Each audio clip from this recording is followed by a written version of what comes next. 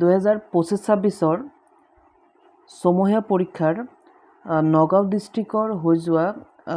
গণিত বিষয়ৰ যেটো MCQ এ সিৰিজৰ যেটো MCQ কুৱেশ্যন পেপাৰ ইয়াৰ মই শুদ্ধ অপশ্যনকেইটা বাৰু কৈ দিওঁ এইটো আমাৰ নগাঁও ডিষ্ট্ৰিক্টৰ হয় আৰু সিৰিজটো হৈছে এ সিৰিজ ইয়াত 4টা সিৰিজ আছিল A B C আৰু D প্ৰশ্ন একেই কিন্তু প্ৰশ্নৰ নাম্বাৰটো বেলেগ বেলেগ আছিল তাৰে মই এ সিৰিজটো কৈ দিওঁ বাকি কিটাও ইয়াৰ লগতে মিলিব খালি প্ৰশ্নৰ নাম্বাৰিং কিটা ইফাল ইফাল আছে ইয়াৰে 1 নম্বৰ যেটো প্ৰশ্ন ইয়াৰ শুদ্ধ অপশ্যন হৈছে অপশ্যন সি মই বেলেগ এটা ভিডিঅত বাৰু এবোৰ বহলাই আলোচনা কৰিম বৰ্তমান মই খালি শুদ্ধ অপশ্যন কিটা কৈ যাওঁ 2 নম্বৰটো হৈছে অপশ্যন বি 3 নম্বৰ যেটো আমাৰ প্ৰশ্ন আছিল যে a স্কয়াৰ আৰু a + b হোল স্কয়াৰৰ মাজত কেইটা স্বাভাৱিক সংখ্যা আছে এটো হৈছে আমাৰ অপশ্যন সি এটো আমাৰ ডাইৰেক্ট কিতাপৰ অংক যদি n m ৰ ঘনমূল হয় তেন্তে m ৰ মান কিমান অপশ্যন বি শুদ্ধ কোৱেশ্চন নম্বৰ 5 ইমানৰ প্ৰামাণিক ৰূপটো কিমান এটো আমাৰ কিতাপৰ অংক 6 নম্বৰ কি ক'লে 196 ৰ মৌলিক উৎপাদকীকৰণত পোৱা সংখ্যাবোৰৰ ঘাতৰ যোগফল হ'ব অপশ্যন বি এটো কোৱেশ্চন নম্বৰ 7 ৰ হৈছে অপশ্যন এ আৰু কোৱেশ্চন নম্বৰ 8 ৰ শুদ্ধ অপশ্যনটো হৈছে আমাৰ অপশ্যন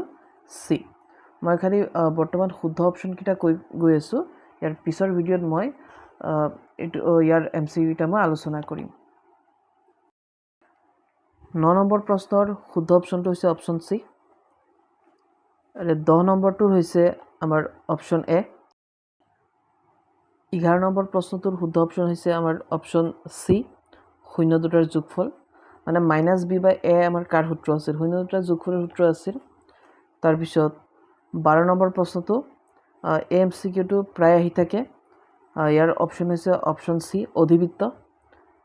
13 নম্বৰটো এটো বহুত সহজ MCQ তলৰ কোনটো এটা বহুপদ ৰাশি অপশ্যন সি 14 নম্বৰ বহুপদ x² + 3x + k এৰ এটা শূন্য যদি 2 হয় এটো প্ৰশ্ন অলপ মিস্টেক কৰিছে এটা শূন্য যদি 2 হয় তেন্তে বহুপদটোৰ k এৰ মান কিমান হ'ব এটো অপশ্যন এ 15 নম্বৰ প্ৰশ্নটোৰ শুদ্ধ অপশ্যন হৈছে অপশ্যন এ 16 নম্বৰ প্ৰশ্নটোৰ শুদ্ধ অপশ্যন হৈছে অপশ্যন সি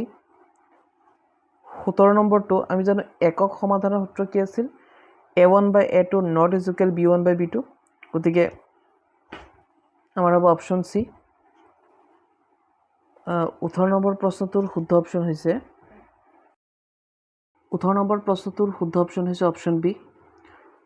19 নম্বৰ যেটো প্ৰশ্ন আছিল ইয়াৰ শুদ্ধ অপশ্যন হৈছে অপশ্যন সি 20 নম্বৰ প্ৰশ্নটোৰ শুদ্ধ অপশ্যন হৈছে অপশ্যন সি তাৰ পিছত 21 নম্বৰ প্ৰশ্নটোৰ শুদ্ধ অপশ্যন হৈছে অপশ্যন ডি কেৱল 4 শুদ্ধ 22 নম্বৰ প্ৰশ্নটোৰ শুদ্ধ অপশ্যন হৈছে অপশ্যন এ এটো আমাৰ আহি থাকে এটা মূল আনটো মূলৰ প্ৰতিক্ৰম বুলি এই টপিকত আমাৰ অংক আহি থাকে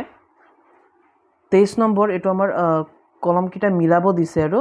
তো ইয়াৰ হ'ব আমাৰ অপশ্যন সি শুদ্ধ অপশ্যনটো 24 নম্বৰ প্ৰশ্নৰ শুদ্ধ অপশ্যনটো হৈছে এটো আমাৰ অপশ্যন সি এটো প্ৰশ্নৰ শুদ্ধ অপশ্যন হৈছে অপশ্যন এ -2 তাৰ পিছত 27 নম্বৰটোৰ শুদ্ধ অপশ্যন হৈছে অপশ্যন এ 28 নম্বৰ প্ৰশ্নটোৰ শুদ্ধ অপশ্যনটো হৈছে আমাৰ অপশ্যন এ ত্ৰিভুজ ABC ৰ লগত সদৃশ ত্ৰিভুজ DEF তাৰ পিছত 29 নম্বৰ প্ৰশ্নটো এটা আমাৰ কিতাপৰ প্ৰশ্নই হয় যে c² লগত কোনটো মিল হ'ব সমান হ'ব যে CB পূৰণ CD আছিল আমাৰ ডাইৰেক্ট কিতাপৰ অংক আছিল এটো তাৰ পিছত 30 নম্বৰ তলৰ কোনটো উক্তি ভুল ইয়াৰ এটো অপশ্যন এ তাৰ পিছত 31 টো আমাৰ কিতাপৰ 7.1 ৰ 1 ৰ 4 টো আছিল দূৰত্বৰ সূত্ৰত আৰু এটো হ'ব আমাৰ অপশ্যন বি 32 নম্বৰ প্ৰশ্নটোৰ শুদ্ধ অপশ্যনটো হৈছে আমাৰ অপশ্যন ডি বি 33 নম্বৰ প্ৰশ্নটোৰ শুদ্ধ অপশ্যনটো হৈছে আমাৰ অপশ্যন এ এটো 33 নম্বৰ প্ৰশ্নটোৰ শুদ্ধ অপশ্যন 34 কোৱেশ্চন নম্বৰৰ শুদ্ধ অপশ্যনটো হৈছে আমাৰ অপশ্যন সি 35 ৰ হৈছে অপশ্যন বি 0.5, 0.5 36 হৈছে আমাৰ অপশ্যন চি 1/2, 37 হৈছে অপশ্যন বি 10, ঠিক একেদৰে 38 শুদ্ধ অপশ্যনটো হৈছে আমাৰ অপশ্যন ডি 1, 39 এইটো আহি থাকে অংকটো যোৱাবাৰো এইটো সমূহীয়া পৰীক্ষাত প্ৰি ফাইনেল আহিছিল মানে এই টপিকটোৰ ওপৰত আৰু ইয়াৰ হৈছে এইটো এ স্কোৱাৰ বি স্কোৱাৰ 40 নম্বৰটো এইটো আমাৰ কিতাপৰ অংকই কিন্তু কিতাপত অলপ এইটো চেঞ্জ কৰিছে যে কিতাপতো 9 আছিল কিন্তু এই দুটা আমাৰ অলপ চেঞ্জ কৰি দিছে গতিকে ইয়াৰ উত্তৰ হ'ব আমাৰ -9 তাৰপিছত 41 আমাৰ শুদ্ধ অপশ্যনটো হৈছে অপশ্যন ডি sec c/2 তাৰপিছত 42 এইটো আমাৰ 8.2 পৰা দিছে এইটো হ'ব এইটো অপশ্যন বি তাৰপিছত 43টো এইটো আমাৰ মিলাব লাগিব তো এইটো হৈছে আমাৰ অপশ্যন চি তাৰপিছত 44 এইটো হৈছে আমাৰ অপশ্যন এ যে এ আৰু আৰ দুইটাই শুদ্ধ আৰু আৰে এৰ সম্পূৰ্ণ শুদ্ধ ব্যাখ্যা কৰিছে তাৰপিছত 45টো এইটো দাবী আৰু যুক্তিত দিছিল আৰু এইটো আমাৰ হ'ব অপশ্যন ডি যে এ অশুদ্ধ কিন্তু আৰটো মোৰ শুদ্ধ